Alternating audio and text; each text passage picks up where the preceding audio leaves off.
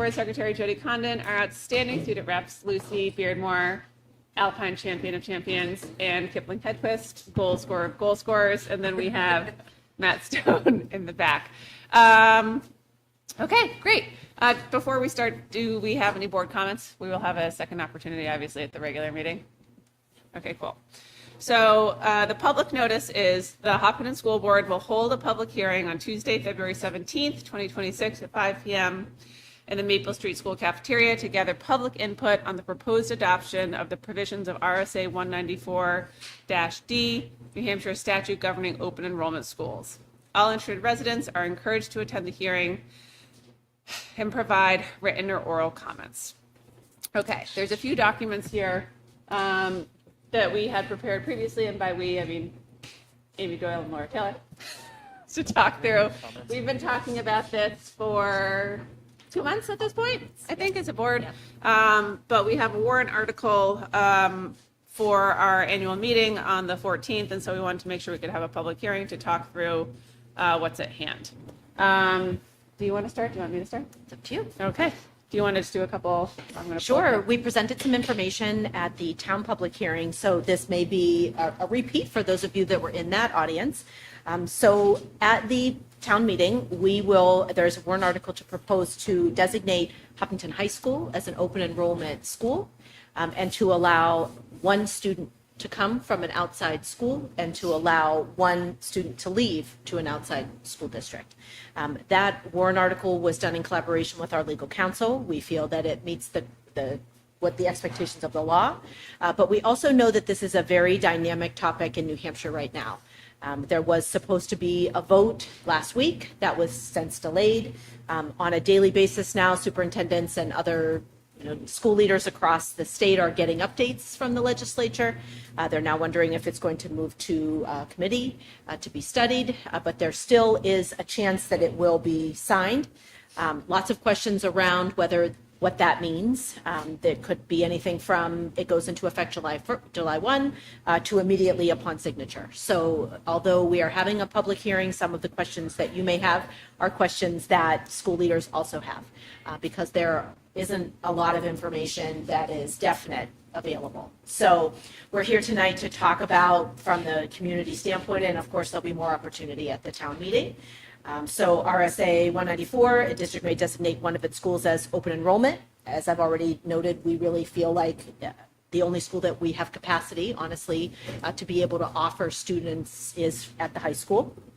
And this really does come as a result. It started to pick up, I think, speed and intensity after the October 2025 decision, where the Pittsfield School District was ordered to pay Prospect Mountain High School for some students, some parents that had opted to send their student to Prospect Mountain. And then the Supreme Court of New Hampshire issued their ruling that Pittsfield would have to pay that tuition. And as you can imagine, in a school district where you do a lot of fine tuning with your budget, that was an unexpected cost for them.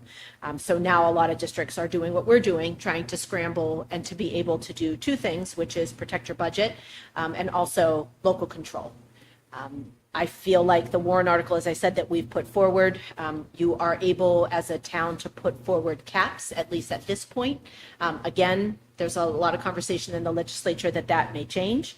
The non-monetary warrant article was voted on by all of you. It was presented at the budget committee meeting, but we also are kind of bookending this with an expendable trust to be able to save money, which we think is responsible in the event that we have a student that wants to go to a neighboring school district that also has open enrollment. The slides that we put together, what we were trying to capture is like, why does this matter? Without adopting some kind of limited open enrollment structure, the district could still be financially responsible for the tuition of those students. We also know that this could go through the courts and we may be responsible anyway. So again, this is really a protective measure. This article would allow Hopkinton to define a very narrow, controlled approach to open enrollment that hopefully protects the taxpayers from unplanned tuition expenses. And we do feel like the one student in and one student out also preserves that local control while demonstrating a good faith effort to comply with the evolving state open enrollment requirements. We have been in the news that we are one of the only districts, I think at that time, that is allowing at least one student to leave. And again, that was at the advice of our council. And then at the last meeting, we also talked about a student tuition expendable trust at the cost of about $25,000. So other questions that may come from the public, we're happy to answer, but that's sort of the overview. Great. Any other board notes? Okay, great. Great. We are open. Well, I guess, is there anything else we should say? If people do want to see the board commentary, we talked about it pretty extensively over the last 3 meetings. Our position is broadly, I think I can say that, as Amy said, we want to make sure that we are maintaining fiscal responsibility for the district and don't just have a massive outflow of tuition dollars and students that we are then unexpectedly on the hook for. And also, there was a little bit of conversation about the role of public education in the state and what this proposed legislature and current legislature as defined would do, thus the warrant article. It is a complicated thing. So there is also a memo that Amy put together early in January that's posted on our website. And this presentation is also available online. And the there's FAQ. FAQs if people want to see it, which they should. So with that, we are open for public comment. We ask if you would like to comment, please come up, state your name, address, and we ask that you keep it to 3 minutes.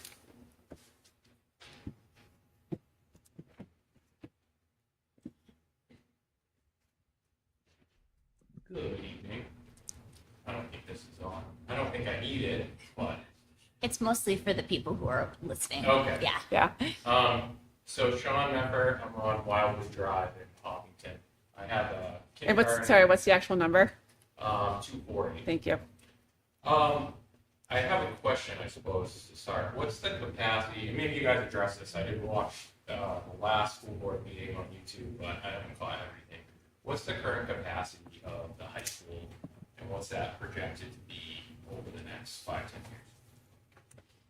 Let's see, right now at the high school, just give me 1 minute, I have the enrollment. Let's see.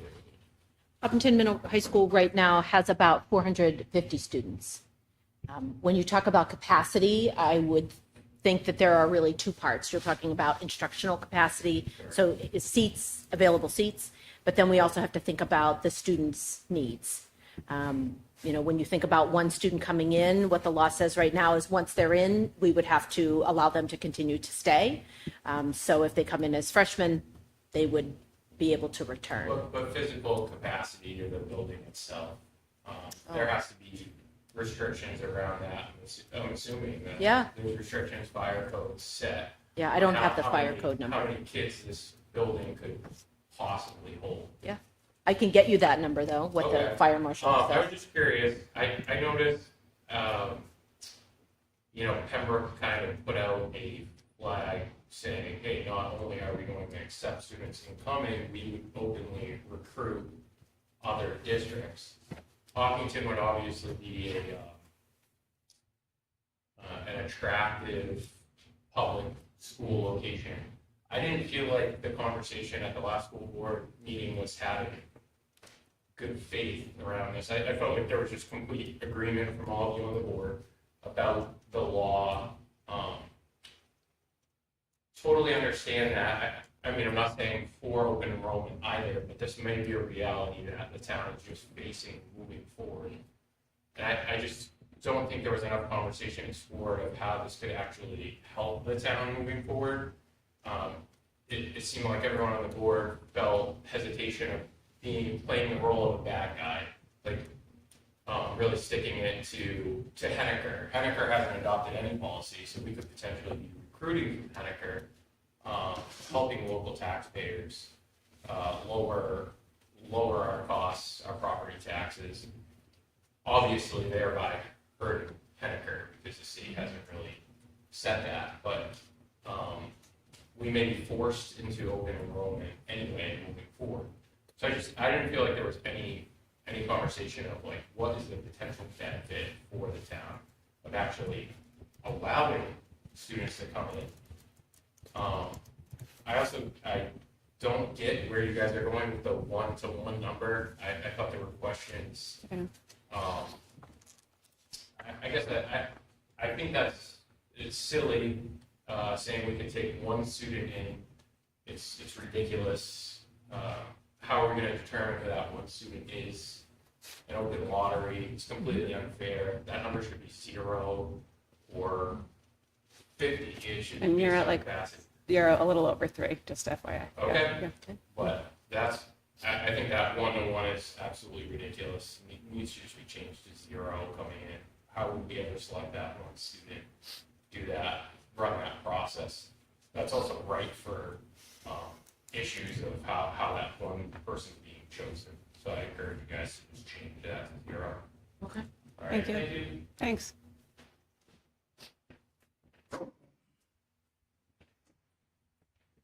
Good evening, all. Ron Clement, 6 Maple Street. I obviously have been following right along here and also how other communities are handling this. To the gentleman's earlier question about capacity at the school, something that wasn't mentioned is particularly the freshman class size is roughly about 100 students. So that ratio also factors into enrollment. I would think that class, in whatever grade it is, up to 12, would have a lot of room for taking in additional students, but that too factors in. I am in support of the drafting the laws of 1 in, 1 out, in part because it does seem to maybe potentially prevent us from getting into a lawsuit with groups of other school districts that don't create policy. So I'm in favor of that. The second part with the setting up a trust is what I have the opposition to. I think our contingency fund is satisfactory for now for that, and that's where my opposition was.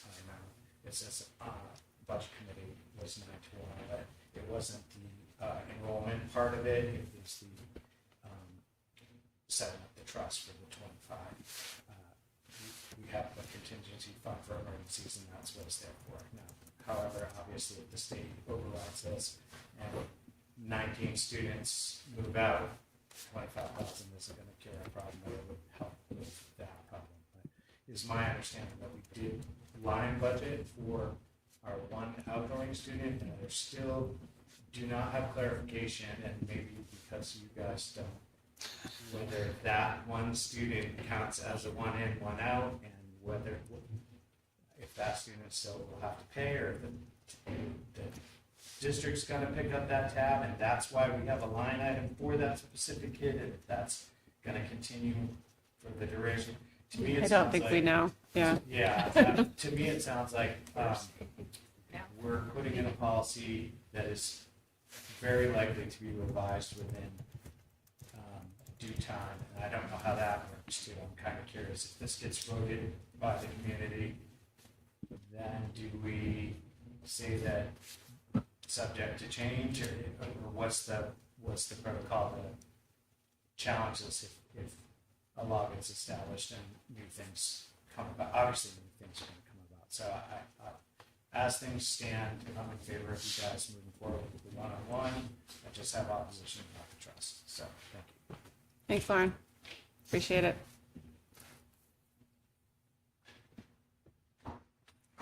Anyone else? Norm. Oh, God. Okay, cool. All right. All right. So with the format of a public hearing, we won't vote on this as a board. We will close the public hearing. And Yeah, then anyone wants to if come anyone up else and wants to speak come up again, they you're more can. than welcome to. Otherwise, we'll close it and then discuss it at the meeting. Yeah, I'd love to come up again. Sure. I'll say just state your name one more time for people at home. Yep. Sean Mecker, 248 Wildwood Drive. So we lost one student. I'm sure you guys can't say who it is, nor would I.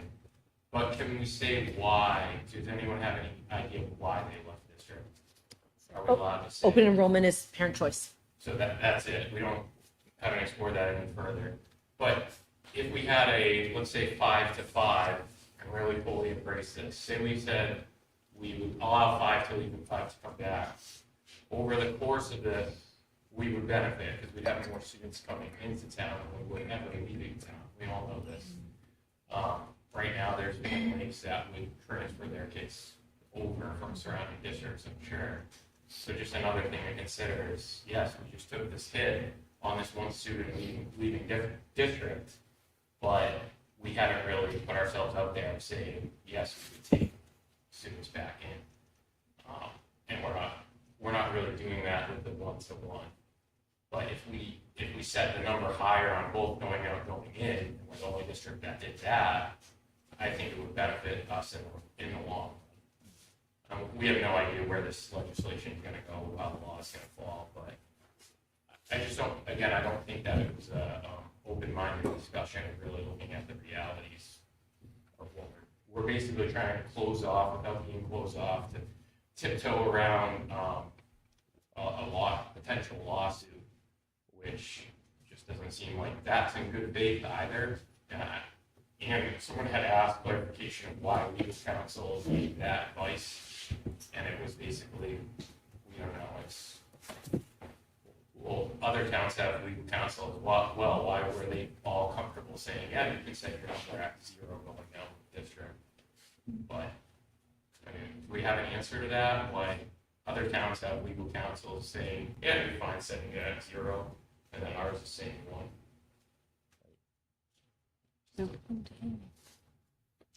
I mean, I was the one that had the conversation. I mean, really, the law talks about a percentage of your student population that is between 0 and 100. So when you think about the number 0, as a former math teacher, 0 is not between 0 and 100. You have to have a number that is greater than that. So we went back and forth. I think other districts have also looked at their counsel, but ultimately it is the school board's decision. I mean, we get counsel from an attorney, but it's still within your purview to set it as we have.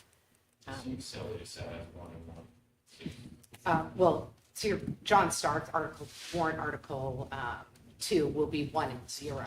So they're saying that they will accept 1, but they will not allow anybody to leave. So I think that different variations across schools, just because the law is not, you don't know. And it all may be rendered moot when legislation passes. Absolutely. Okay, that's my thoughts. I mean, I just thought there should be more exploration of how this could actually benefit the town moving forward. And there's just a concern from everyone on the board saying, hey, we don't like this, we don't support this on a state level. That's not what we're here to do. We're not here to debate state level legislation. We're here to run a school board for Hopkinton. We didn't consider the families that would like to come in, how that could benefit the community, benefit those families, and benefit the town taxpayers. Respectfully, I just want to disagree and say we did have that conversation, and we wanted to wait to see what the legislature actually says before we make, our policy, because there are funding issues and sort of in a sense trying to protect the taxpayer where we might be on the hook to pay something. So until that's figured out, I'm happy to engage in that dialogue because like you, I do believe that Hopkinton, and I've heard it from my colleagues here, it is attractive and people will want to come here. But we just want to make sure So that why are we doing this warrant article now? If, legally we have to have. Well, if you don't have something, then that you're open. right, then I mean, it is mostly, and you've heard the conversation, it's mostly a protective measure for us at this point until the legislature makes a decision really around funding as well. And there is a resource, Reaching Higher New Hampshire. Not sure if you're familiar with it, but they have an online site right now where they have a lot of comprehensive information that talks about the history of open enrollment, comparing it to other states that have it. Part of the issue in New Hampshire is how we fund education. And there was a really informative article that came out today on NHPR about how in other states that it's the state adequacy that goes to the sending school, not the local property tax. And so that's really part of the concern when you are saying we will allow 5 students to leave and take their local tax dollars, that they're parents and their community have put in and give it to another community. I mean, there are just too many questions, at least for me, and I don't know about Laura, when we were talking about budgeting, it's almost impossible to make a determination about how many students you would allow to leave. And then the other part of that is watching the legislature and watch school districts sue each other. There's also a cost to that. I mean, the Pittsfield decision was months in the making. I mean, it wasn't a quick turnaround time. So there's legal counsel on both sides. So you're really talking about, I think suing other taxpayers, which is, I think, the conversation that you are all having. So until there's additional information that's solid, it's hard to make a decision. But that is why we are waiting for the legislature to make a vote. Once they do, I think a lot of your questions would be answered. Okay. All right, thank you. Thank Nice. you. Okay. And with that, I'm going to close the public hearing. Thank you. We get to do something very special in the interim, which maybe our kid governor Chase Wallace like, but we could swear someone in today. Are you stopping that? Are you good? Or do we need a motion to adjourn the public hearing? Yes. There's just a couple Oh, comments I'd like yeah. to make before we adjourn the Sure. public hearing. Yeah. One is, I appreciate the questions being raised. I also think that, first of all, this legislation has been jammed through with little to no committee hearing, debate, discussion in the legislature, where questions like this would be fleshed out. And instead, we've been put in a position where if this legislation passes, this goes into effect right away. So we need to scramble to try to figure out a law that, frankly, it doesn't appear that the legislators have thought through. Secondly, when you talk about the benefit to the taxpayers, and this is something that we've talked about, and in that NHPR article, they talk about the fact that not every district has the same cost to educate a student. And so the example was given, they talked about Bedford and Manchester. Bedford spends an average of $20,000 per student. But if a Manchester student under this law went to Bedford, they would be paying $14,400, leaving the taxpayers in Bedford to make up the difference. So I don't think it's at all clear that it would benefit the taxpayers to have people come in. And I think, in fact, it could hurt the taxpayers in Hopkinton. And I think that's something that we've talked about and that we've thought about that goes to some of the questions that you're asking. But really, I think you should go to Concord and talk to them about jamming through legislation like this and putting us in this position. That's So- not my job. I understand, but I'm talking about the position that we're in and the good faith versus bad faith discussions that we've had about this legislation and trying to respond to it as best we can to defend the taxpayers in Hopkinton, given the very little information that we've given about a very complex law. So that would be just something I want to put on.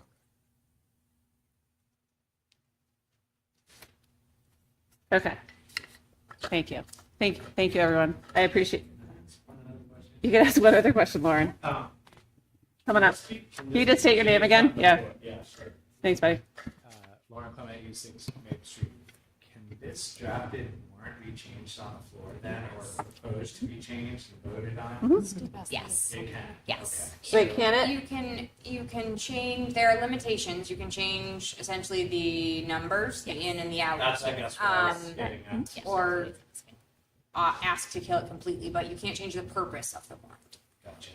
That is what I was getting at. So Yep. I guess if members of the public Yep. think so strongly, they can try to pass it otherwise. But I've listened to all this and I'm pretty conservative, and I understand where you're coming from wanting to bring in revenue, but I don't think this is the way to go about it. That's my personal opinion from listening to this and seeing how it impacts our district. So I just wanted the clarification on the alternate warrant because I haven't come up. Thank you. Thanks, Lauren. Okay. All right. And with that, we will close the public hearing. Matt, we're closed? Sure. Okay. Okay, great. Laura and Mike Rollo, are you guys ready? Yeah, we're doing this right. In between? Yeah. This is our new school district moderator, Michael Rollo. Huh? Do you want to know if he's going to wear a bow tie? Well, it's like moderators everywhere. You have to when doing that, don't you?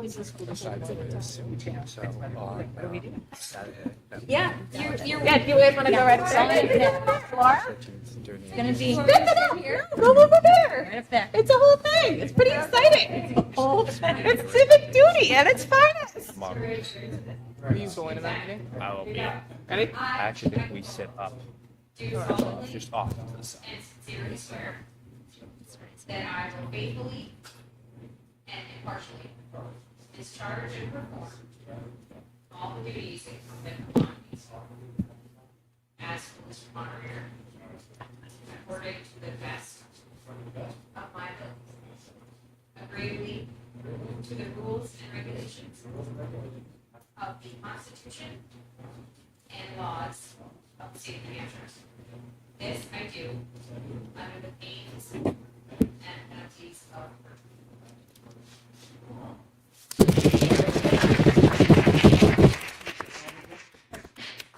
Congratulations, Pezzarolo. He's in like fun. Well, that's it, actually. And so next year, or actually at the end of this meeting, well, not this meeting,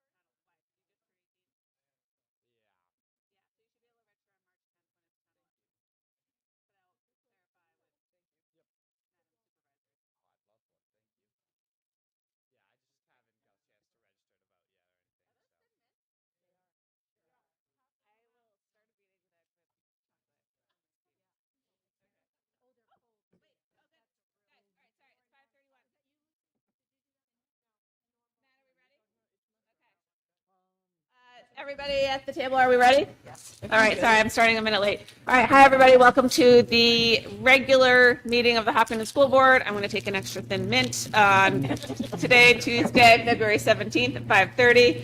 I am here with Jonathan Cohen, Suzanne Carmichael, Andrea Folsom. I'm Dulcie Madalapoma, Superintendent Amy Doyle, our Business Administrator Extraordinaire, Laura Taylor, Jody Cotton, our board secretary, our amazing student reps, Lucy Beardmore and Kipling Hedquist, and Matt Stone, who's being the Wizard of Oz, as per usual in the back. Could we please stand for the Pledge of Allegiance? I pledge allegiance to the flag of the United States of America and to the republic for which it stands, one nation, under God, indivisible, with liberty and justice for all. We have one set of minutes to approve for the February 3rd meeting. Do I have a motion to approve the minutes? Moved. Second. Any discussion? Thank you, Jody, as always. Much appreciated. All those in favor? Aye. Aye. Any opposed? Great. If you would like to come up for public comment, I ask that you state your name, address, and try to keep your comments to 3 minutes. Coming up.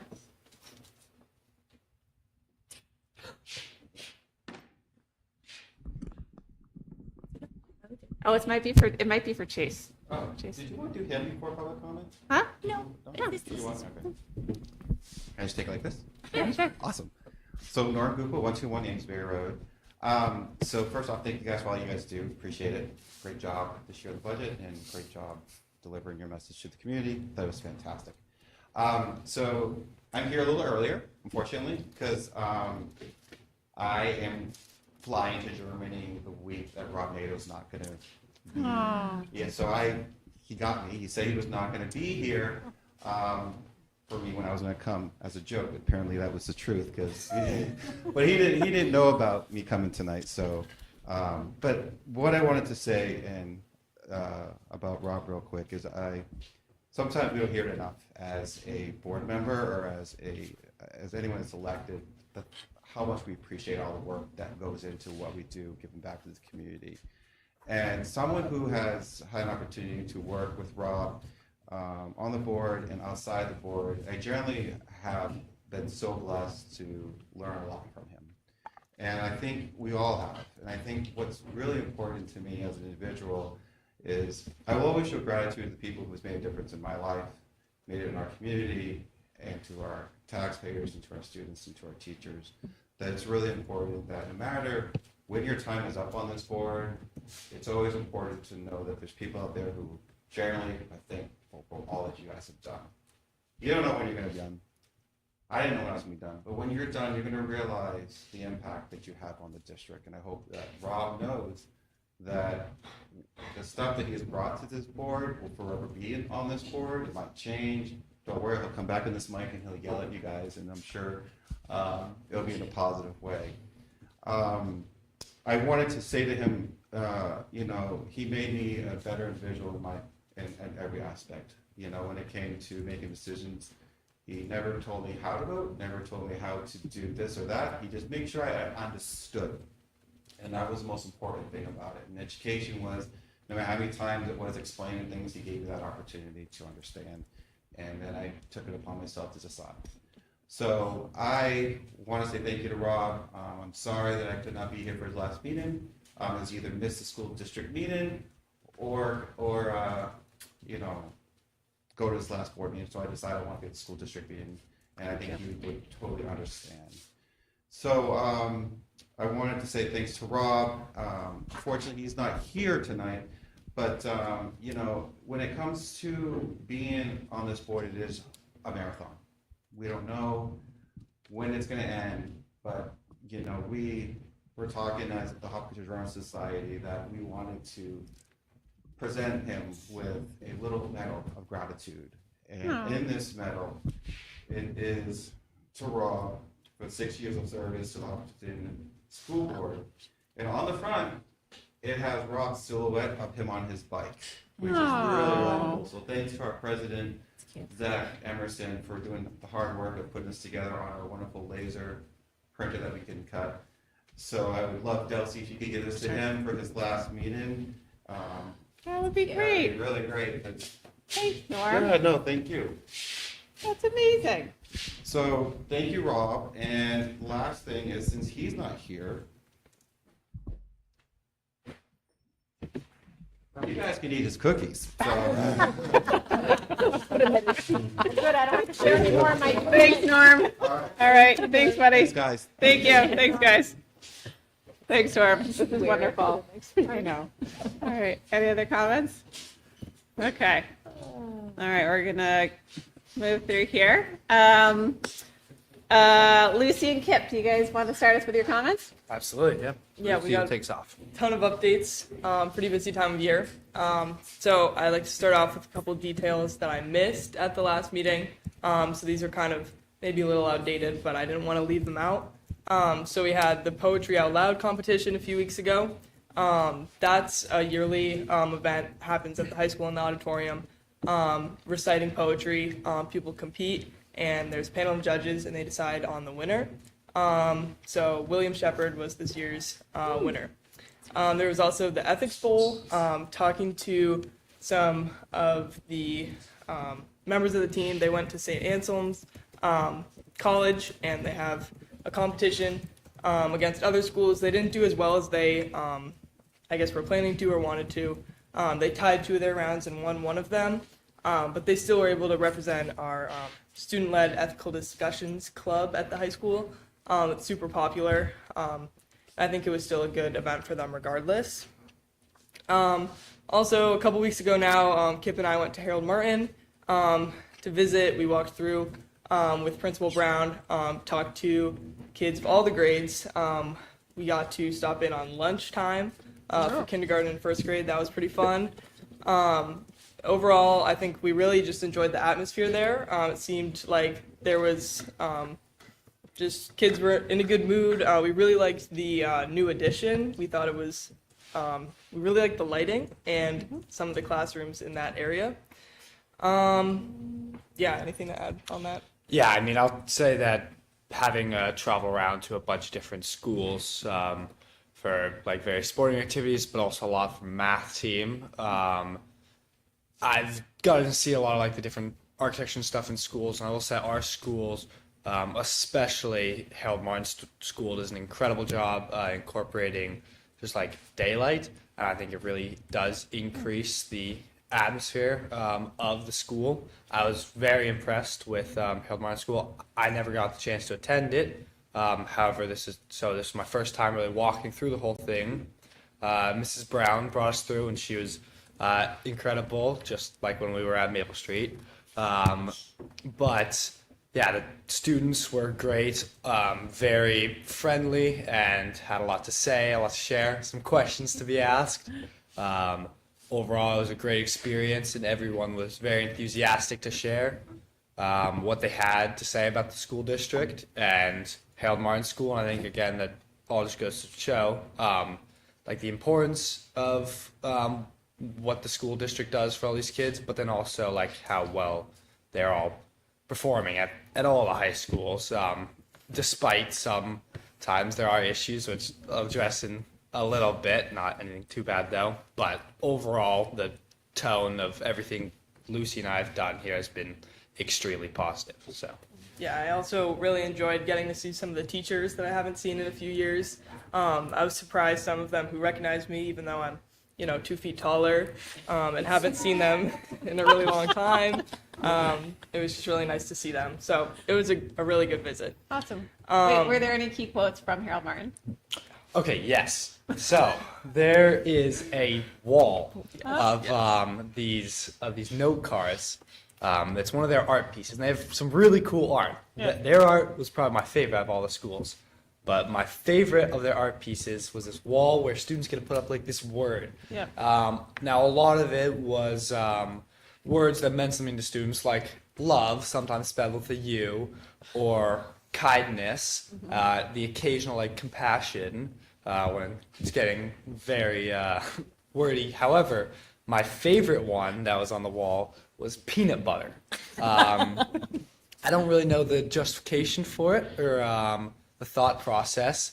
However, I saw that and I was instantly like, yes, that is my word. So I appreciated that one greatly.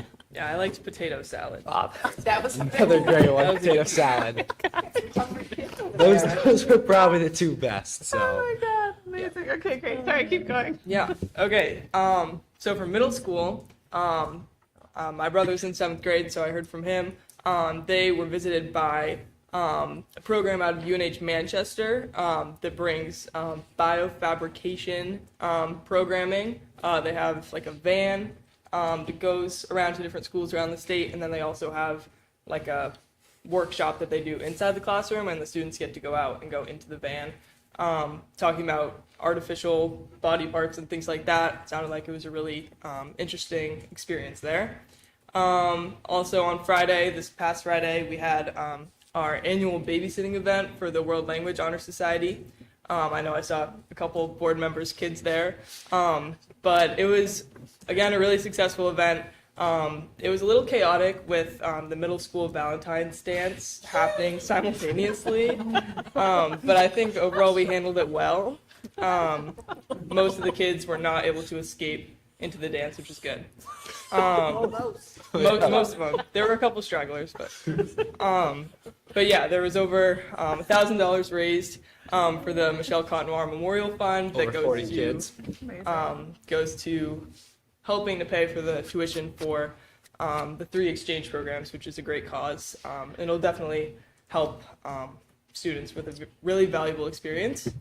And then yesterday, we had the Compost Olympics run by the Environmental Action Club. It was a little rough with the timing because it was the first day that junior privileges went into effect, so half the school was able to leave. But there was still a decent amount of kids there.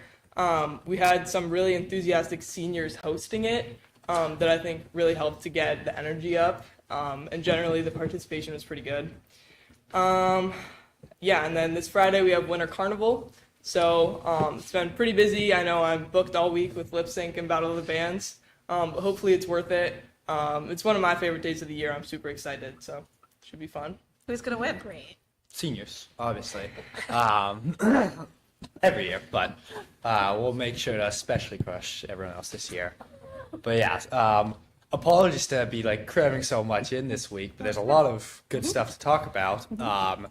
Quickly, a couple weeks ago, the play for this spring was announced. It's going to be A Wrinkle in Time, which is a book series, I guess, that I've read, which I greatly enjoyed. So I'm excited to see what the play production of that will look like. I'm sure it'll be great.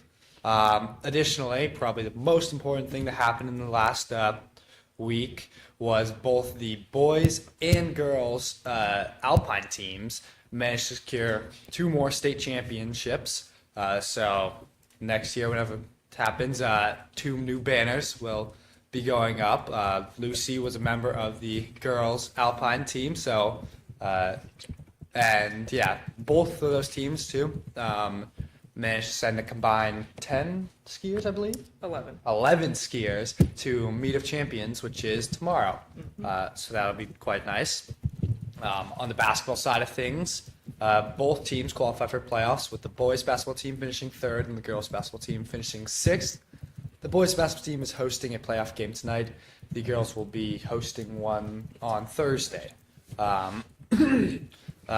ice hockey senior night is tomorrow at New England College against Monadnock, and they have 2 more home games, but have certainly already clinched a playoff spot. If we win one more game, we secure 2nd seed. If we win out, we're 1st seed. So again, very successful year in that sport. Nordic last week also hosted a home race on the fairgrounds, which I got a chance to go out and watch. And apparently conditions were really brutal during that with the fresh snowfall. And definitely heard some complaints ringing around while I was there. But it was a nice temperate day, so I didn't have to wear a big coat and wasn't freezing for too long. So, yeah. Additionally, at Maple Street School, I heard that they implemented now on Fridays the opportunity to purchase some ice cream, which some students were very enthusiastic about.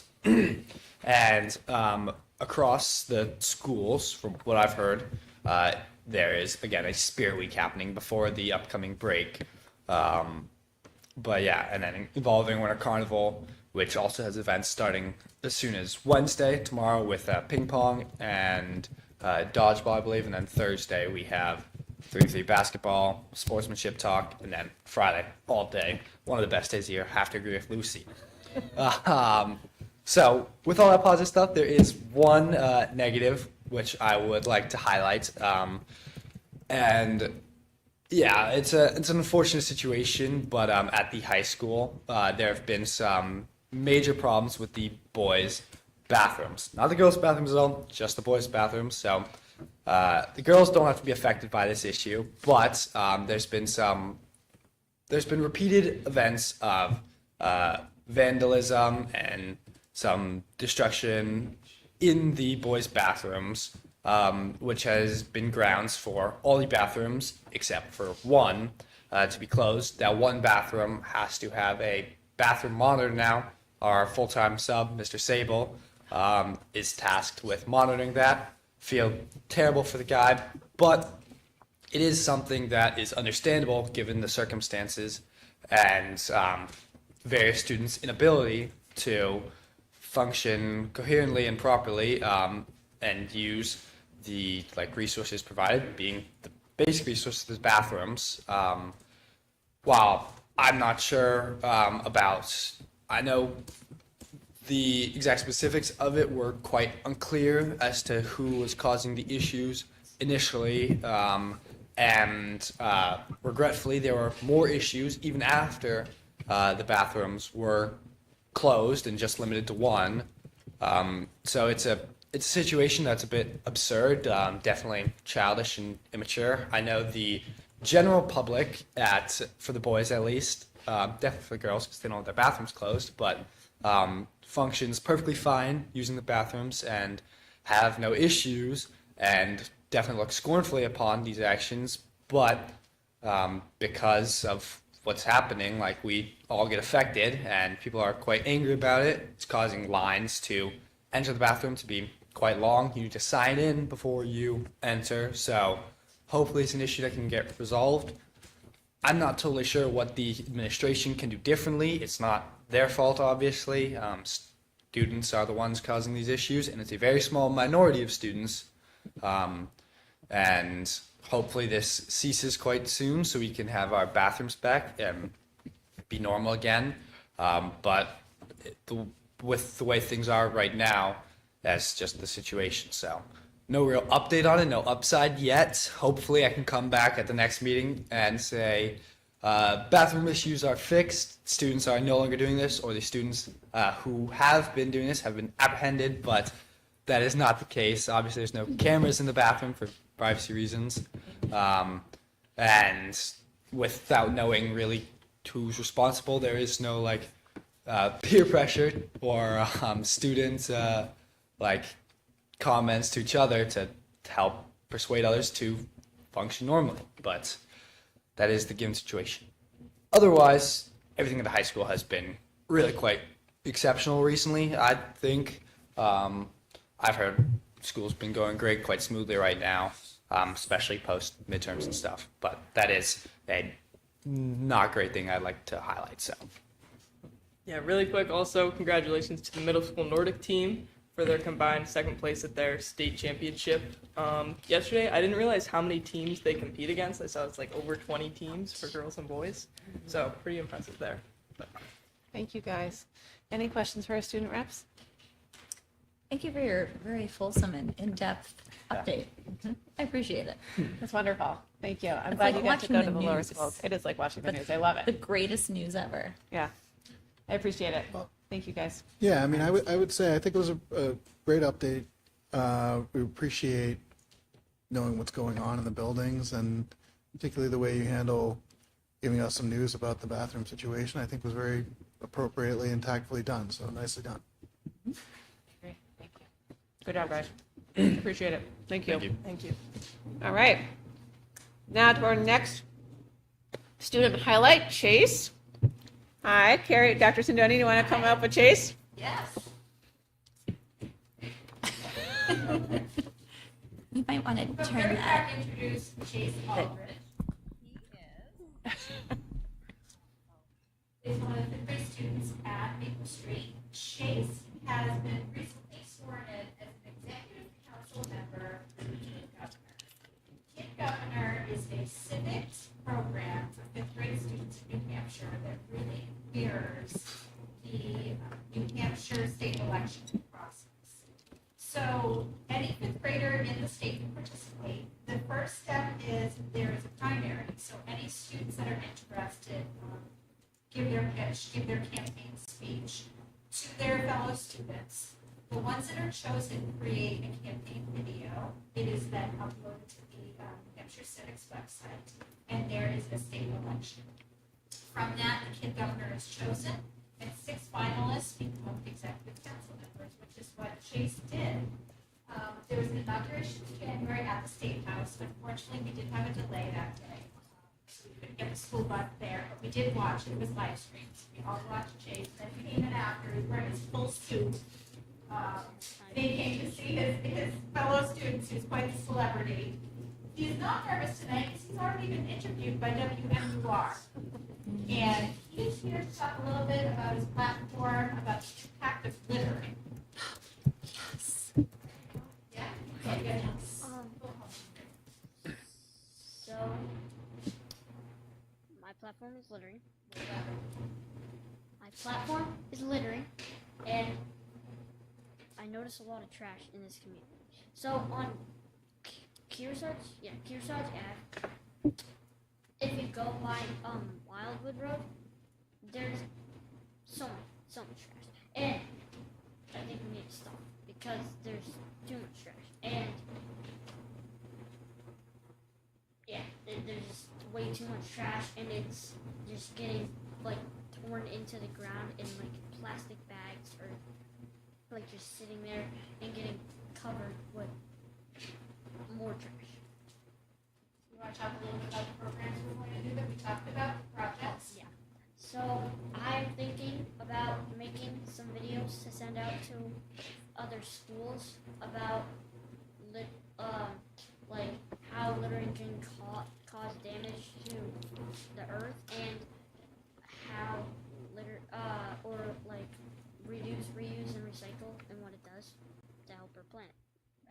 We're going to create PSAs that you can share not only with students here during morning meeting, but also other schools. Wow. Or anything else, but- Case is open for questions. Okay. Any questions for Chase? Are you a waste warrior at Maple Street? Yeah. Amazing.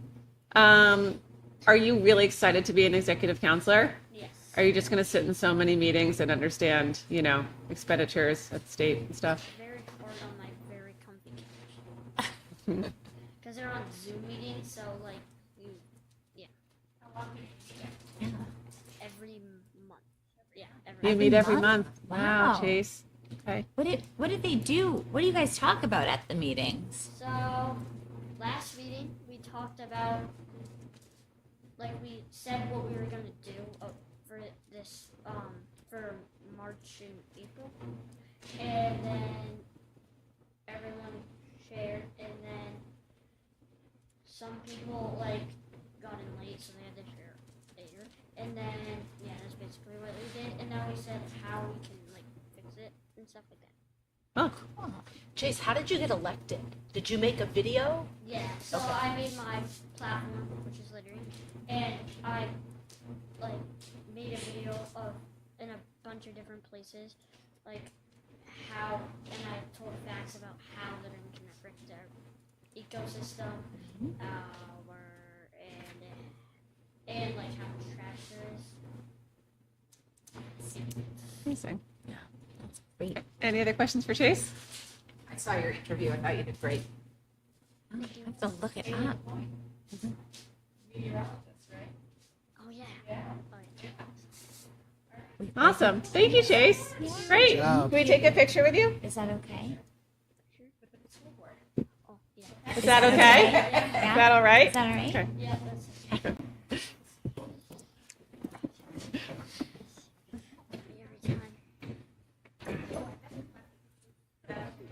Stop.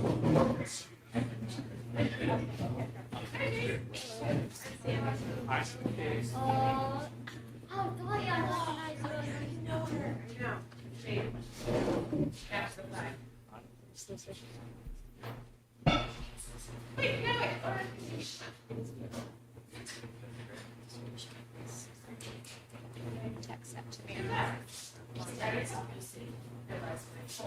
Squish a little bit more.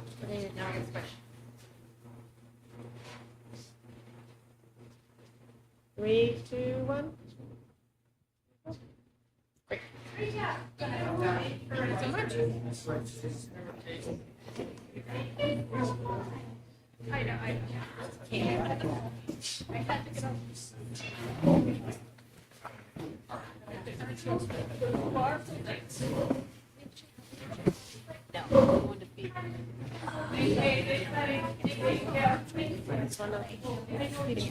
All right, guys. Stealing all your cookies.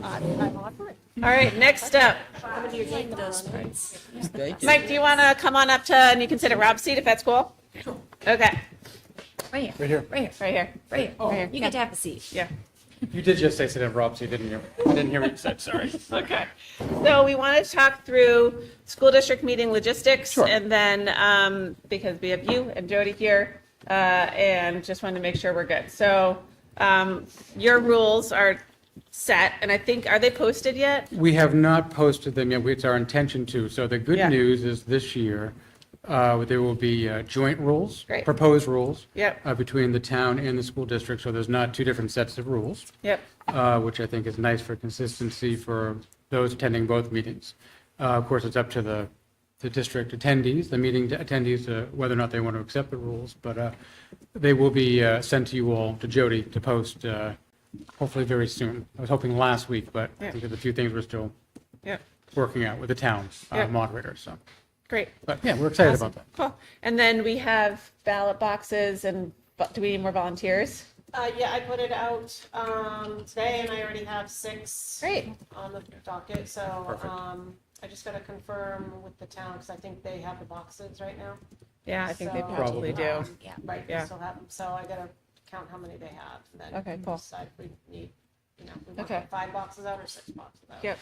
And we have Cub Scouts, Girl Scouts Girl selling Scouts come, cookies. yeah. Yeah. Yeah, Okay, they great. all come. I put the request out, so Yep. I'm waiting to hear back from the Boy Scouts. Okay. Girl Scouts will be selling cookies. 9th grade fundraiser will be selling refreshments, and with the condition that all the board members get a coffee and a donut.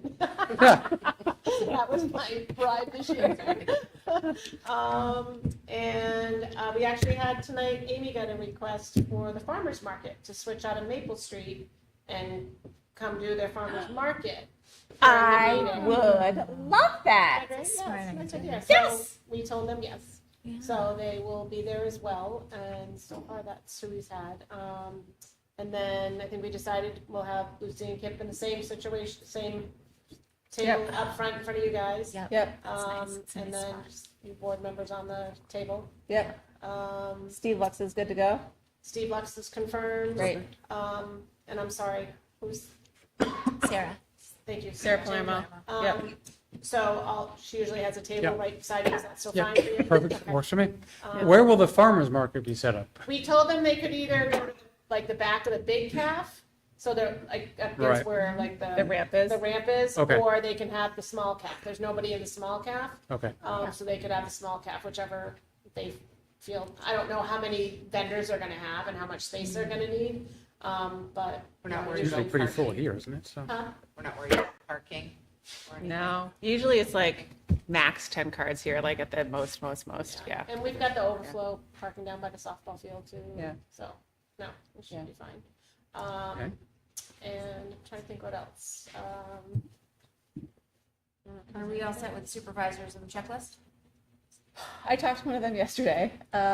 Did not talk about the town meeting, but I'll triple check. I talked to Christine the other Great, day, okay.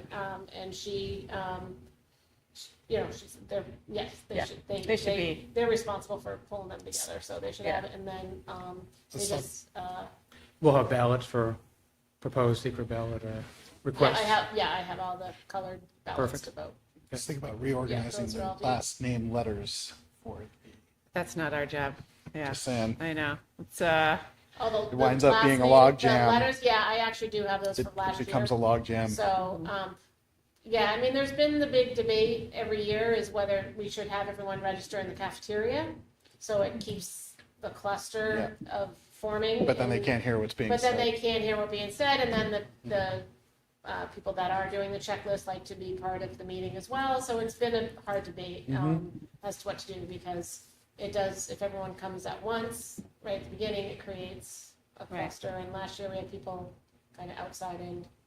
Will there be refreshments early? So if we tell people, like, because I think last year we really tried to say, come early, get a coffee, get your seat. I don't know if we did that, because I think last year we just had coffee. Yeah, No, but they were that's okay. selling stuff last year, but Yeah. I mean, that's maybe something at the meetings that we're putting out, or you guys are gonna go around Yeah, doing. that's a good like, call, just remind encouraging. people to come early. So Yeah. it's, because I We- think, and we can set something out, because now that we are gonna have the farmer's market, I think I'll do a blast, like something on the website and Facebook of letting people know that they'll be there, so, maybe come early, register early, and, we can definitely try to That's spearhead great. that, Awesome.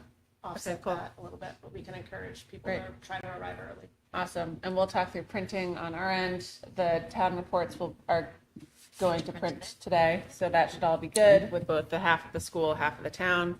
And then we'll have probably some extra printouts just so people have a couple key things there.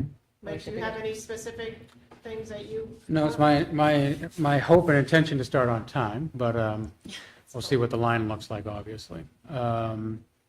But the training, that's this Saturday, I still haven't received anything from the I think school she board said they'll association. send it out a couple days prior. Okay, that's fine. I want to make sure I didn't miss If you haven't anything. gotten anything by maybe Thursday. Okay, that's fine. shoot I me thought it was an coming last email, week, so- And then, I'll shoot her a reminder, so. I'll Perfect. put Yeah, myself no, in that there, works so- for me.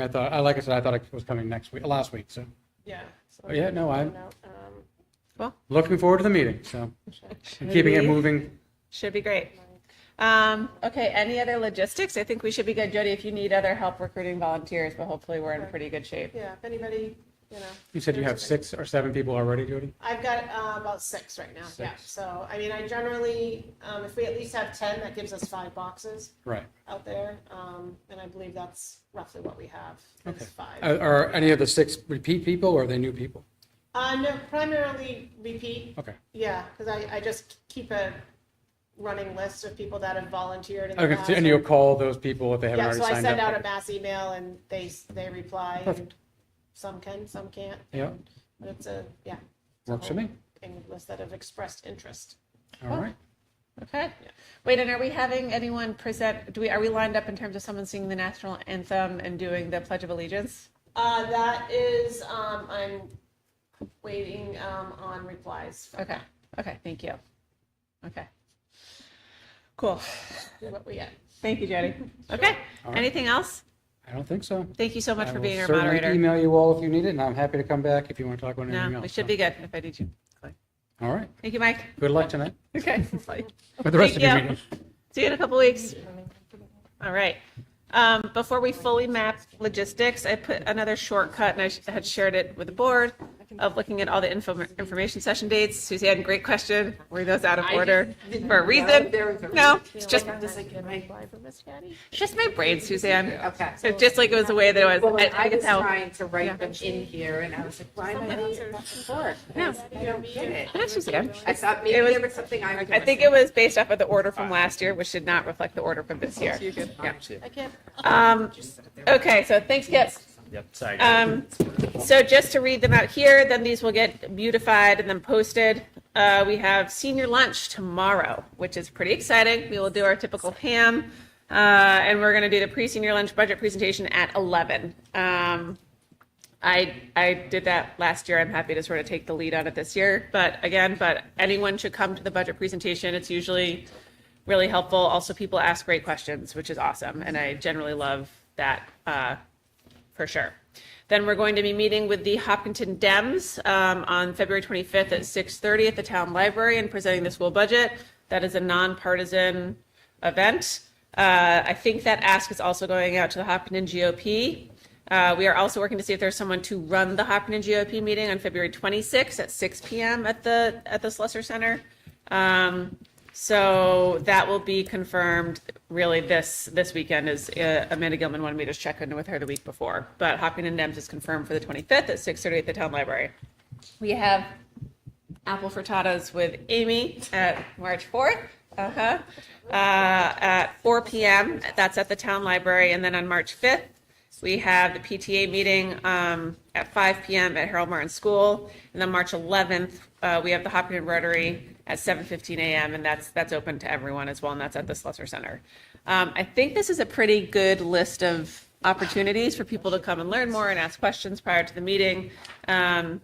My only thing would be is if we want to try to do one more that last week prior to, because basically we have a whole lot between February 25th and March 5th, only one thing the week right before the meeting. So if people think we do, we have a little bit of a scheduling complexity because there's tax people at the library, but we can figure it out if people think we need an earlier in the day one or something right before the meeting.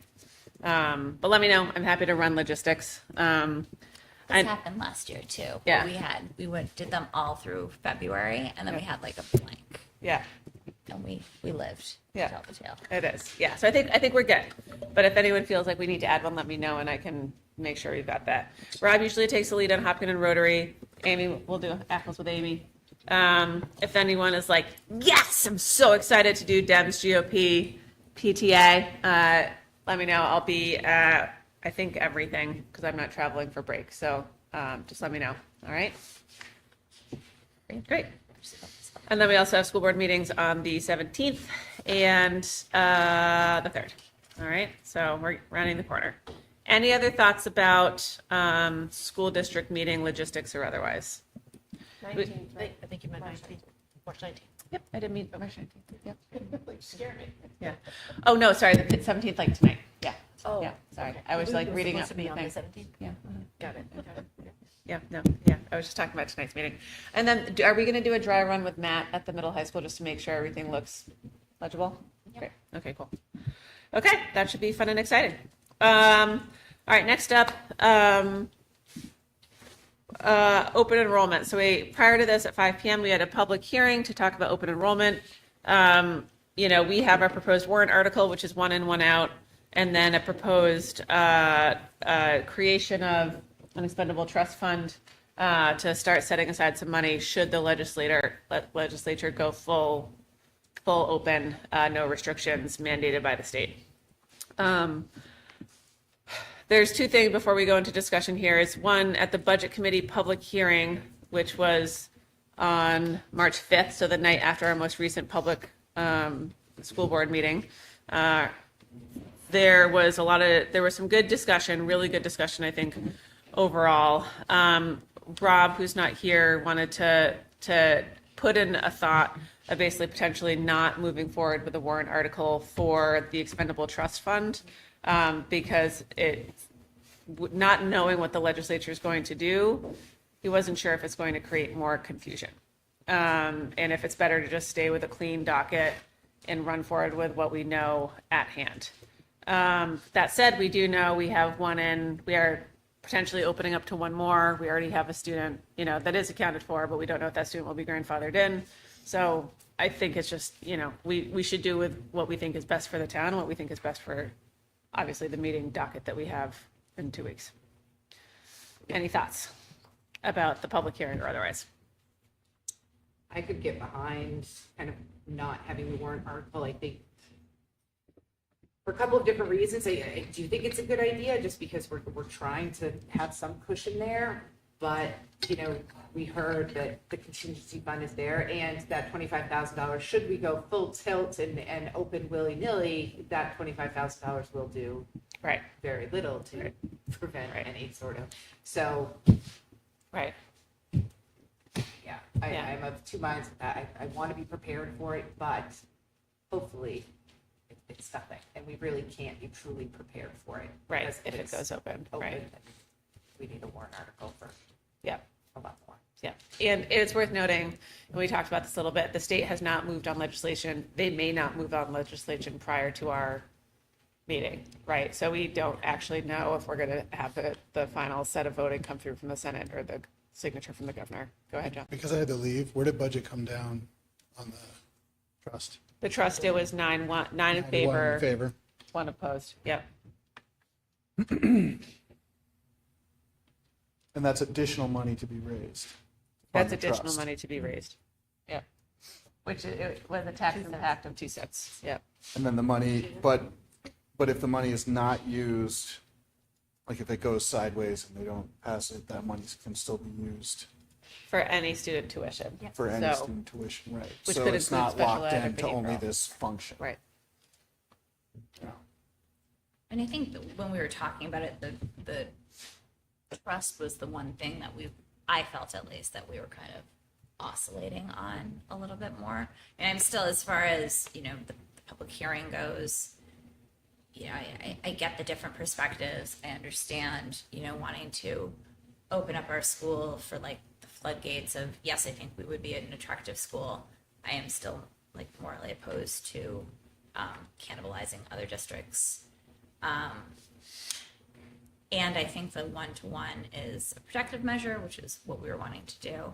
I do worry that the trust gets confusing. I think open enrollment itself is confusing, and may change on the floor. And you're already going to have the potential for the open enrollment to be changing. And then what will that look like as far as how it will impact the trust warrant? Do we know, Amy, other districts are now voting on this? Do we know if other districts are establishing trusts to fund? Not that I've seen. I do think, though, that they are keeping the majority of them are keeping their number at 0. Right. So they're anticipating not to have a need for a Right. trust because they're setting the number that they would allow to go to 0. Right. Although I believe there was one school that had a contingency of $100,000. I haven't seen But the- that. but the Only rea- it needed, I'm In a trust? mildly quote me on that. Okay.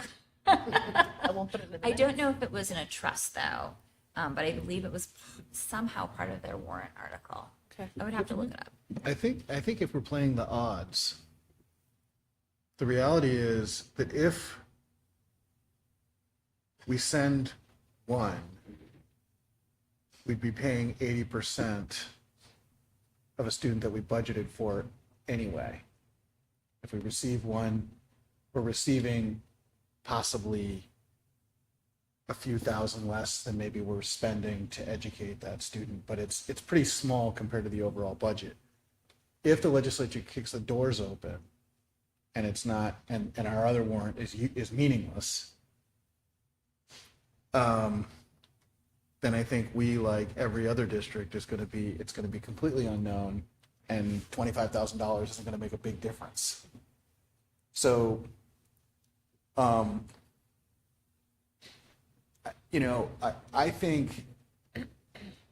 I think I was lukewarm to the trust anyway the last time we talked about this.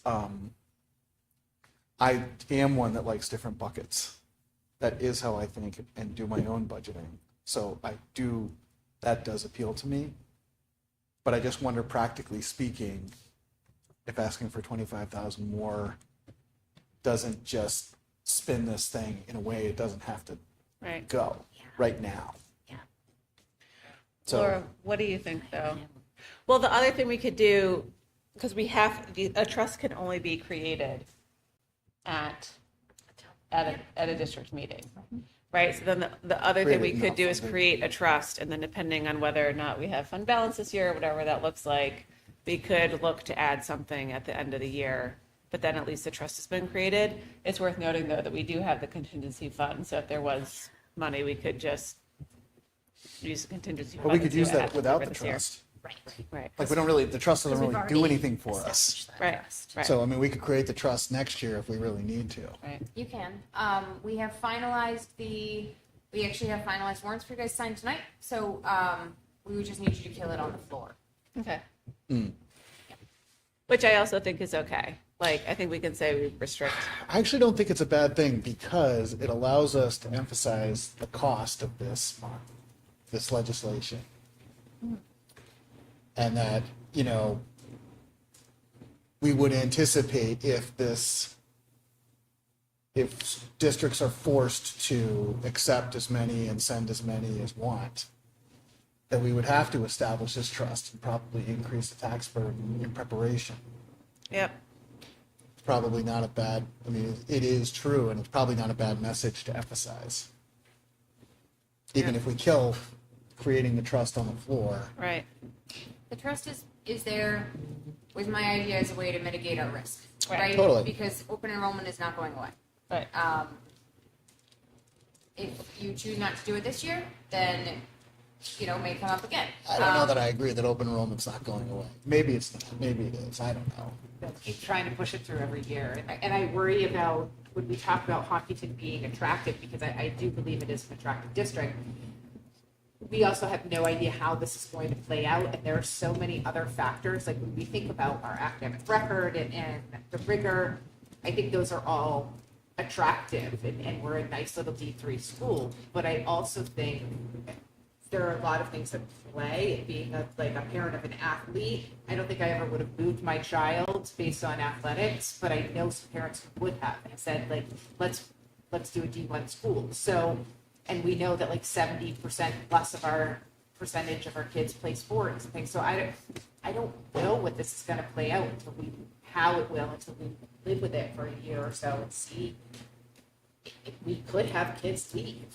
If you are comfortable having a public hearing and using contingency funds in the event that this moves through, then that is the alternative to the trust. Right. But we might have to do that anyway. Yeah. Even if we fund the trust at 25,000 and like the gates kick open, we'd still probably be going to contingency. Yeah. Like it probably wouldn't prevent that. It's true. It would just assist in covering Right. some of it. Yes. And if it only winds up being a couple, maybe it does cover it. I do know that Conval is one that is looking to put a trust in place. They are. And their language is specifically for open enrollment tuition. Yeah. So they're actually, but they're putting, right now, I think they're starting it and putting $1. So they are putting it on the warrant to create the trust. Right. In the event that they want to hold special meetings or every annual meeting. to Which put it I'm in. not opposed to either. I mean, the idea Right. of creating it and not funding it, I'm not opposed to either. Right. I think it's okay if, I think we keep, obviously, the warrant is set, right? Yes, the warrant is set, MS-27 is set, and with the 25,000 in it. Yeah. But you can kill it on the floor. Change on the floor. Also, we have almost a month left to see what the legislation is going to do, which will give us really important data to know what we have to do. We don't So- have that, and we also could, and is this dead last, this warrant? Which fund? No, it's No, It's it's fourth. it's fourth. So it's the one in, one out operating budget, and then this. Yeah. Because that would give us some sense as to where the floor is at. Yeah, but I think it's all right. I think we'll see where we're, yeah. Okay. Anything else on open enrollment? Do we have to vote to approve? I mean, the warrant You have article is already set. voted to approve the warrant article? Right, so like, we don't have to do anything else. Anything else in response to the public hearing? I anticipate that this portion of our meeting is going to be quite long. Just gonna put that out there. Yeah. I would also say to the gentleman, who came, I do feel I would second you, Suzanne, and that we talked about what having students come to Hopkinton would look like. Also, I think we talked a little bit about the fact that like we are educators at public school districts are not marketers. And it's really hard to put marketing on top of the work that we already do. And There's just no extra money. Right. The Right. CTE centers do have, I'm at Concord all the time, they've got these beautiful little glossy flyers and right, because that's part of their budget. Right. But if we need to, I think our reputation does speak for itself, and there are kids who are going to be attracted to us. Right, But until it plays out, we don't know. right, This isn't something that I want to be an early adopter of. It's not. right, You know, yeah, this is not universal design for learning. Like Right. it's not something I can get behind until I know all the rules. right, exactly. It's a lot of risk. Yeah. Okay. Anything else in open enrollment? Well, except the point that I made before, which is it's unclear that you would even profit Right, from taking students in. So I'm not even clear about that. yep. And I think that's a narrative it's important to Yeah, keep our eyes on. Like, it's Yeah. not like this is just found money. right.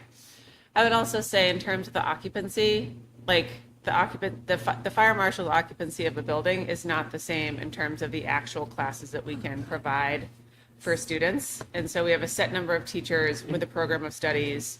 We already have a lot of students in study halls depending on the time of day and what's being offered. And so I really think about you could have bodies in the building, but are they actually able to be educated in the way that we think about education and being in classes and being Right. engaged? How much Right. time did we spend talking about class size Right. and setting a policy on class size? I mean, how Right. much time have we spent over the last 3 years Right. on class size? Yeah. So it's not how many people you can fit in the building without creating a fire Right. hazard. Right.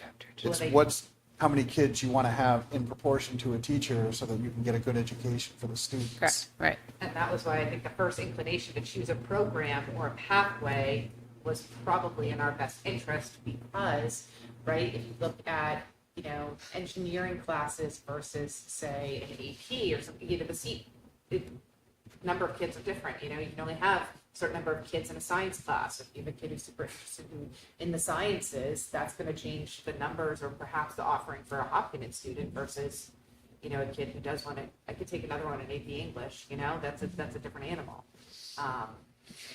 So that may be something moving forward that we have to think about the programming capacity of some of these specialty pathways. Okay. Yeah. Definitely. Just the other thing that I'm thinking about, this is related to open enrollment, but it's also related to the school district meeting. I think, are we talking warrants tonight Yeah. too? Yeah. We're going to do warrant assignments. So when we are thinking about warrants and how this is being presented, just the type of education that will need to be presented around this will just need to be both basic and really pretty expansive. Yeah. Really kind of explaining these things, explaining that like we have a class size policy that dictates how many kids are in our classes. This is the kind of the basics of open enrollment, and also a little bit more about like how our What's up, Teach? I will happily do this. I was like, I think that's, happily do this. I'm new. Yeah, I really think that like there's a Wanna watch? lot that will need to go into I can read. presenting this. Yeah, God. because it's going to be a lot Yeah. that people are going to. It's going to be a lot of information to put out there. Yeah. And I think there are going to be a lot of questions. Yeah. Good point. And I think too, you pride yourself on having answers, right? When people are asking questions about such an important vote. Yeah. And there aren't a lot of certainty. And that's Right. really hard to prepare for because I've been watching some other town meetings and those are really good questions. I think the article that was about, I think it was Pembroke? No, it was just in the paper this week. The gentleman was like, can you explain it to me on a very, very basic level? I think it was the NHPR article. Yes. Yeah. And it was interesting, the questions they had, Right. saying, well, what about this? Unknown. What about even what Mr. Mefford was talking about, what about your entrance criteria? How do you How do you do it? capture special ed services? Who pays for that? How do you, get the difference between the cost per student if it's higher or lower? What happens to your adequacy? There's just a lot of questions, and each state is also very different, because that's really the questions that I'm getting are, really around local tax money being sent to another town. That part, I think, is turning, some questions. It's an The state important- adequacy is is one thing, but. Yeah, that was an local important tax. part of that article, is that many states have adopted this, but those states adequately fund an education on the state level. So the state dollars follow the student. That's a lot different than a state of New Hampshire, which is so poor on that metric. And all of the money going to educate per student is coming from the town. And so for those town dollars to go away to another district, that's a very important point. And then also how difficult it is that once you're in the hole, how impossible it is to get out of it. Once you start losing kids, you lose 4 kids, that's $100,000. You can't just cut a teacher. Because 4 kids doesn't, Claremont, doesn't mean that you, right, and right. Claremont is talking about closing an elementary school. Yeah, right now. exactly. Right. On paper, it looks like you could remove a teacher, but in reality, you Right. certainly cannot. Right. So. All right. Thank you. Thanks, Laura. Okay. Next up, guys, this is it. We get to talk about who is presenting what warrant article. All right. I just volunteered myself a lot. Okay. Oh, wait. And before we get there, can we just do a postmortem really quickly on the budget committee public hearing? So the budget committee public hearing went until 10? 11. Yeah, it was dues. That was a big one. Yep. I Which think is not out of character for that. sure. But it was, I think, overall. I'm trying to think through. I sat there the entire time. There was good commentary, and engagement. A number of warrant articles passed 10-0. Some passed 9-1. And you can go back through and look at the logs for that. Rob's feedback coming out of it was really thinking about that creation of the expendable trust fund for tuition, which we just had a discussion on. And then there was a note on basically thinking through like what was on the cutting room floor to date, just so if people wanted to know what had been cut, do we have that? And so Rob had started to pull together what we had cut from our first October meetings until now. So that will be ready. And we'll do our usual prep going into annual meeting of thinking about likely questions that aren't answered in the FAQ or otherwise. But we have the annual report that is in the drive folder for you guys to look at. Amy and Laura did an amazing job. For those of you who don't know, Michelle used to basically hand create all of the graphics, which was amazing, but also meant that there was like not a paper trail or an easy way to update everything for our 80-page report this year. So kudos to these two ladies for, I think, making a really great report, and also excellent letters from our administrators, and just really good information there. Okay, anything else about the public hearing or otherwise? Okay, great. All right, warrant articles. You have the warrant articles in your drive. The Article 1 is to hear reports of agents, auditors, committee, and officers, so that's a nothing burger. Article 2 is open enrollment. Andrea, do you want to volunteer? Yes, sure do. Okay, is that good for everyone? Okay. I'm fine to do it too, but I'm happy Okay. to have you do it if you want to. Okay. Jump All right. Yeah. Yep, you did. Sure did. Okay. Article 3, I think Rob's planning on doing that, given his exceptional preparation to date with the budget committee. So unless anyone, I think, probably wants to like really lie on the tracks for that one, I think we'll just say it's Rob and his swan song to the school board. All right. Article 4 is the potential, do we have, do we not, but we will see student tuition expendable trust fund. I mean, if you're doing the one, want to do that too? If not, I'm happy to do it, but. Okay. I'll let you take this one.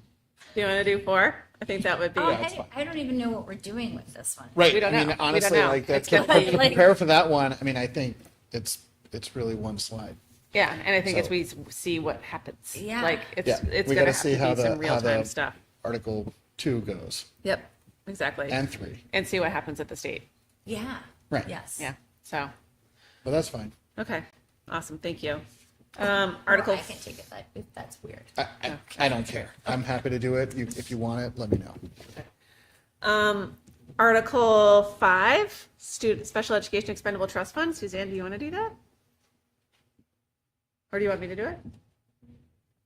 I just want to be able to answer any and all questions and speak articulately about it. Uh-huh. So, Amy, I'm gonna have to I just want to make sure I like to know historical, so yeah, I'll do whatever as long as I have a chance to thoroughly prep, We'll make sure you have the information you need. dot my I's. Are there one of these that you would feel more comfortable with? No, Okay. Also, I just didn't know it's if worth there was, noting. one in particular that you're calculating with more. No, I mean, the only one, like, I do understand, like, the ins and outs is open enrollment, but I don't, no, not for my first time. Let me get through one meeting Special education with everybody staring. It's also, at you me can when sit- we're on you the can- pillory. I don't like this you stage can- set up. You can business. present it and then you sit down and then we can do questions as the board too. Yeah, yeah. You'll be great. Yeah, you'll be great. It's really not. Yeah, great. Special ed. I used You to got do it. pageants, oddly enough, so you think I'd be, I know, right, living on back, you think I'd be okay? No, it'll be great. Okay, that's awesome. School district building repair and maintenance. Jonathan, are you I ready? mean, I would, the only thing that I wonder about is that going to lead into the redesign? And if it is, then Rob can do it. I don't, well, redesign's not in here, right? No, it's not, but Right. this is the CIP, so if Right. anybody was going to be asking questions about it, it would be here, Right, You can still answer questions. Yeah, he can still Right. answer You're just questions, yeah. presenting the warrant. yeah. which is fine. Otherwise, I'm fine with doing it. Okay, I'll double check with them and see if he wants to do it. I mean, I'm fine with doing it. I'm not saying I Okay. won't do it. Cool. I Thank did you. it last year. I had no problem. Thank you. What Technology, do you want to do? well, should I just close it out with Article 7, Article 8, keep it moving? Yes. Yep. My $40,000. Does that sound good? I'll take it. And then Article 9 is to transact any other business that may legally come before said meeting. I think the hope is that Steve Lux does his annual and report the voter numbers because that is really helpful for the log. There was one year where we didn't have it at the back of the bulletin and it was a real pain in the tush. So thank you to Steve Lux. All right, so that's it. Great. Does that sound good? All right, great. Thank you for taking it easy on me. Okay. Next year, but paper warrants. Yep. We have 2 of them for you to sign tonight. Yep. We did get DRA, Department of Revenue feedback, and they asked that we just clarify that it is a technology expendable trust fund and a special education expendable trust fund. So, Add the word expendable. we have added the word expendable. I don't know if you'd like to make a motion to amend the language. Yeah, right. So do I have a motion to amend the language to add the word expendable to Article 5 Article 5 and and Article 7. and Article 7? So moved. Second. All right, any discussion? Glad for the catch. All right, all those in favor? Aye. All those opposed? Great, motion carries. With that, can we pass that down real quick? Sure can. So these will be posted along with the MS-27, which is the budget committee version of the budget. Wait, so we signed in 2 places on each?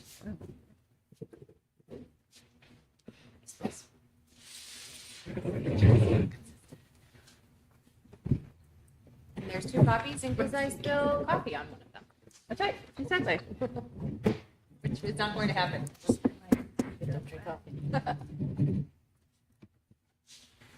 You want to give one hand to, yeah. Great. Okay, cool. I'm still. When do we need the Bible done? When do we need everything submitted to? Me? Yeah. For slides and so Suzanne, just because this is your first, so I will volunteer the 3 of us on any help with slide creation. And I think also it's helpful to have consistent formatting. So if people want to draft a slide, they want to ask us to help with slides, happy to do so. If you want to write a script, the slides will get compiled into the master PDF so that we're not going between presentations. So just try to share your stuff before Thursday This week? of the slides. No, the week before. Well, when do you want it? Coming forward. The week before, that means we'll get it Thursday of. I'll have it to you this Yeah, weekend. like the 15th. It depends when you want to do the dry run with Matt too. Yeah, so maybe if people can try to get it done, I'd say probably the Monday, Tuesday of that week, it would be good. I'm if sorry, you- the Monday, Tuesday of, March, so it'd be like March 12th. Yeah, March 9th or 10th, right? Because the meeting's on the 14th, so I would say, because he probably will try to do a dry run usually that Wednesday, Thursday, Friday. Wednesday, yeah. Yeah. A couple days prior. Yeah, Do you just want it in like a Google Doc format with I'm any not- graphics I'm not that you're sure gonna put how- into slides, or you use a Canva, Jody? What's your? I don't do the slides. so slides is us, so we use Google I Docs. just need the Bible. I Yeah. just need what you're gonna put in We the use Bible. we use Google Docs, so if everyone just sends us a Google slide, and then your script, if you like want something to read, like Kentron, then that's a doc, that's a Word doc, and that just goes to Jody, and she'll have it in the printout copy. And Yeah. then it'll I be mean, in a- really, the Bible in a is big mostly folder. just your talking points. Yeah. Yeah. And then the slides is Yeah. separate, so. Yeah. So I don't put the slides in that Yeah. Bible. It's pretty. Yeah. And if No, you not have, the Bible, but we do. Yeah. It's like- yeah, and if you have, and you can handwrite out stuff too, that's okay. Sarah Palermo, we usually try, if there's going to be a lot of stuff that is presented, try to share with Sarah any copies of comments, just because it's easier for her to look at what we were saying versus like necessarily transcribing it all. She's our school clerk, but again, she's listening and is a reporter, so she's great. You can Matt said also, Google Slides is fine if that's easy enough. Great. you can also ask that somebody share last year's slide on the Yeah. warrant, so that you can have a look at what the stuff. Yeah. Look at you, It's a good thank place to you. start. Yeah. Uh-huh. Yeah, Gives we me got reason it. to We got it recreate the all. wheel. Exactly. 100%.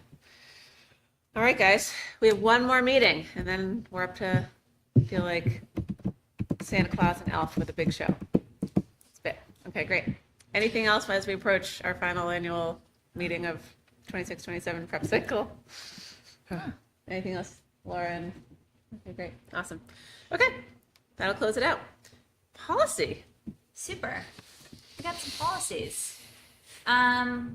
Okay, so tonight, oh man, Matt, they've still not fixed their error. So for board members, for you guys to look at the policies, you have to go to the public site? public site to look at them. I'm so glad that the public site works though. Too bad that our site doesn't. So we have 3 new policies that are coming forward tonight. These are all 3 policies that we already had, but needed to be updated. They were quite old. They had last been looked at in 2006, 7, and 2013. Oh gosh. I'm so sorry I said 6, 7 by accident. So the first one that we have is policy BBAA, which is School Board Member Authority. The next is policy FEH, Supervision of Construction, Clerk of the Works. And then policy DID, Inventory and Management of Assets. So all 3 of these policies have had statutory changes in the past few years, and so they required updates. They were updated in 24-25, and so we have also needed to update our policies. So those are for you guys to read. If you have any questions, comments, what have you, please let us know. I will say that for BBDAA, Board Member Authority, that we did effectively cover this in our most recent school board newsletter. By talking about like why school board members can't speak on behalf of the board or just do things independently. So True. yeah, great work. Yeah. Cool. We can only work as a group, not as individuals. We have a whole bunch of policies that moved to second read. As a reminder, 2 of them are duly coded, 3 of them are tri-coded, which is not usual, but it is what it is. And then we have several policies that have made it to final reads. And so tonight, we are looking for a motion to approve the final read and approval of the following policies.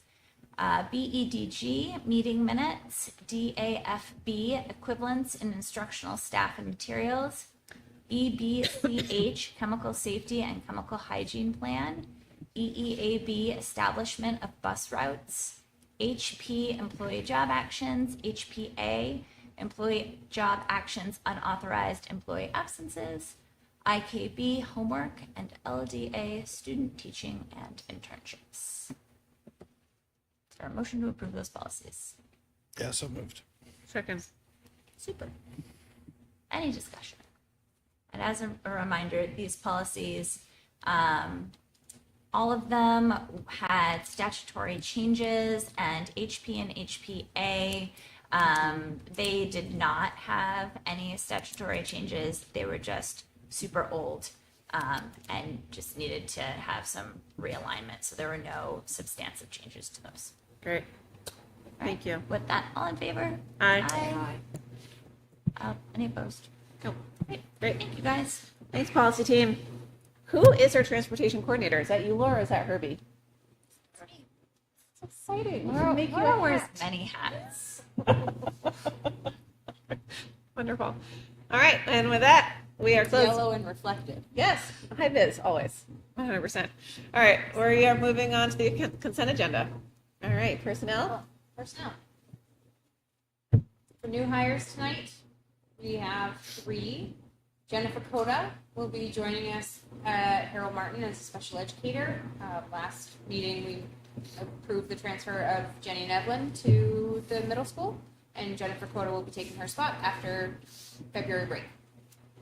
Laura Ramsey is a new IA at Harold Martin, and Robert Childs is coming back to be a long-term sub for Lauren Prosek, who is on a leave of absence through the end of the school year. Amazing. Unfortunately, we have 1 resignation tonight. Michael Andoska, who has been the day custodian at the middle high school, has resigned effective on Friday. So we are actively looking for a new daytime custodian. We are also looking for custodian subs. If you know anybody. Great. That's our new hire sheet for tonight. No schedule Bs. Any questions on the new hires? No.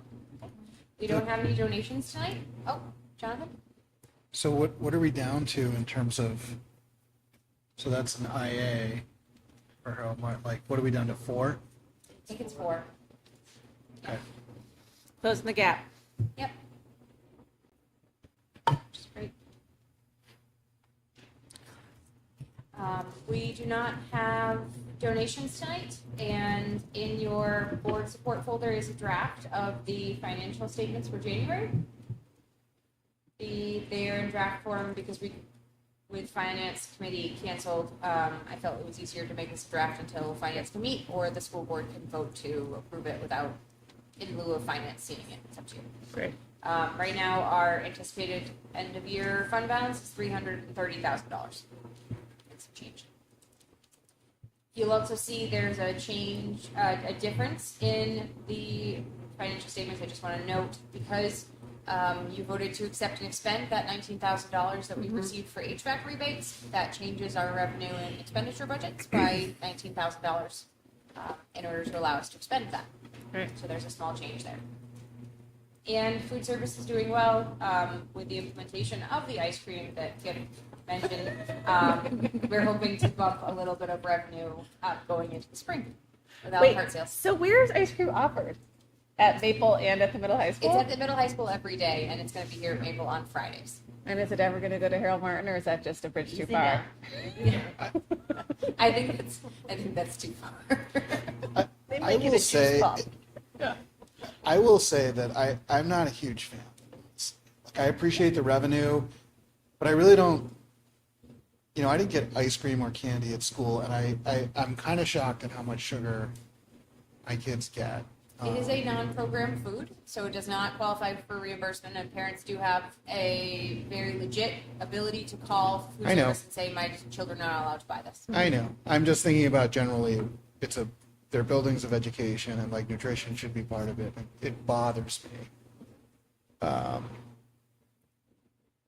Even we just had Valentine's Day, and the amount of sugar that the boys get, it's distressing to me. I just point it out. I'm not asking that we change anything, but I don't necessarily think it's the lesson we want to be teaching. Thank you. Okay. All right, thank you for the financials. Anything else noteworthy there?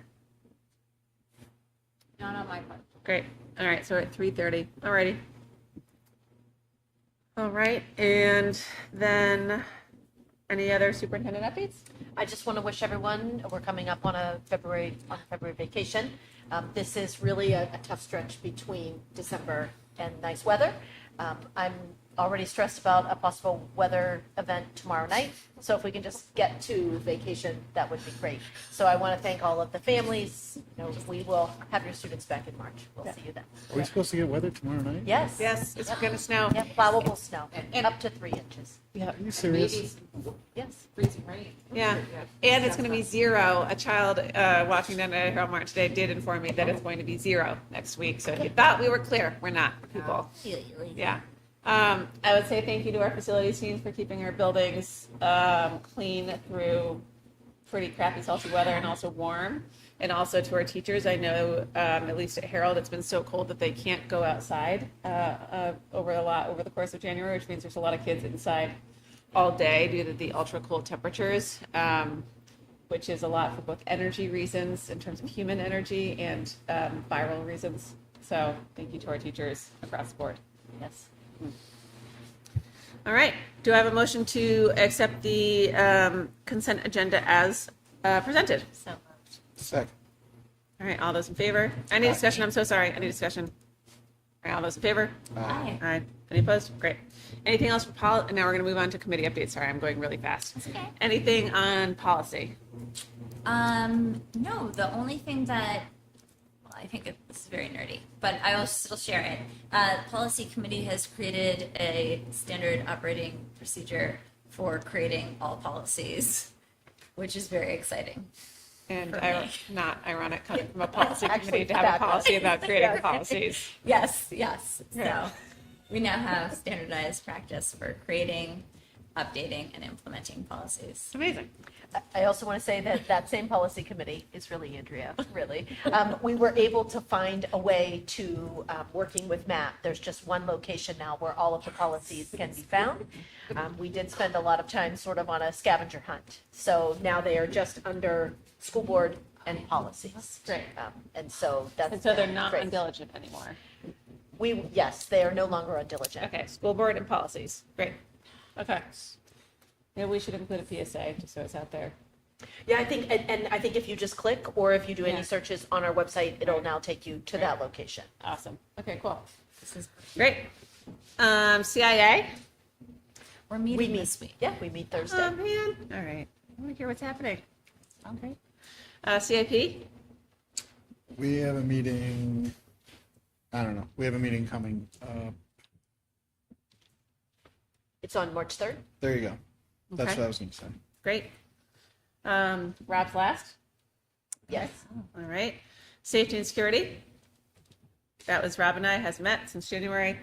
EMC, we have a special edition coming up for energy management in March where we invited Oh, yes. our superintendent and district administrators to come and learn about our multifaceted policy that we're proposing It's a because real it will take crossover. cross-stakeholder buy-in. So we're trying to make sure we can talk to everyone and get input prior to bringing it to the board. So get excited. It's going to be awesome. Amy's over the moon. Without Wait. yeah. Okay. Suzanne's like, great. Okay, finance budget was going to meet today, but it's canceled. Rob is traveling. Anything else there? Nope. Okay. Wellness has not met. March. So much. Yep. What? When in March? Okay, March. Professional development. I did actually speak with someone at the DOE. We are good to go and to start that. And you will see the professional development plan brought to the board for approval. I think there was, at least on my part, some misunderstanding that it had to be approved by the DOE, because that used to be the way it was. Now they're just submitting them. It's unclear. So we will be able to start that after the February break. Great. Thank Amazing. you so much for all of your work on this. We really appreciate it. Thank you. Yeah. That Appreciate was a that. lot of work. Yeah. It's worth noting, so we're going to be bringing on a new school board member effective our reorg meeting on the 19th. We will be thinking about committee reshuffling. And so everyone should really start thinking about hopes, dreams, capacity, I would say. As we think about that, I'm happy to have one-on-one conversations with people. Just think about what you want to do over the next year. Last year we had thought about, so a couple things that we wanted to talk about as well. you had a rough start, like basically starting the Tuesday after a very exhausted board running there into the contract and annual district meeting. And then I think we had also thought to maybe not change over committees until the end of the school year, which I think is hard for a new board member. So I want to think a little bit more intentionally about how to bring a new school board member on, transition people, think about transitioning committees, and keep them running through the end of the year. So I'm very open to thoughts and comments, but as a board, we're trying to get better on all of these things because it's a lot to plop into this. Yep, all right. If I may, just remember, we also have a HES negotiation starting in the summer. Yep, we've got contracts that'll start next year too. So, thank you, ma'am. Just the one, right? Just has. Just them, and then Yeah, we've after gotten that, off of our. Yep. Right. After that will be HEA. and then it'll be We got off Teamsters. that. Yeah, so we're back to one a year, which Back is to good. 1 year. Yep. All right, cool. All right, now with that, we are up to the second public comment portion of the evening. If you'd like to come up, please state your name, address, and we ask you keep it to 3 minutes. No? Okay. All right. Thanks, guys. Any other business? That I can think I of. think we're good. I hope everyone has amazing vacations. There has been a stomach bug going around the small halls of Harold Martin, so wash those hands, everybody, if you know small humans. And we will see everyone after vacation on March 3rd, ahead of our district meeting on the 14th. All right? Thank you, team. Really appreciate it. Thank you, Lucy. Thanks, Matt. Thank you. Have fun on Do we Friday. have a motion to adjourn the meeting? So sorry. So moved. Second. Second. Second, thank you.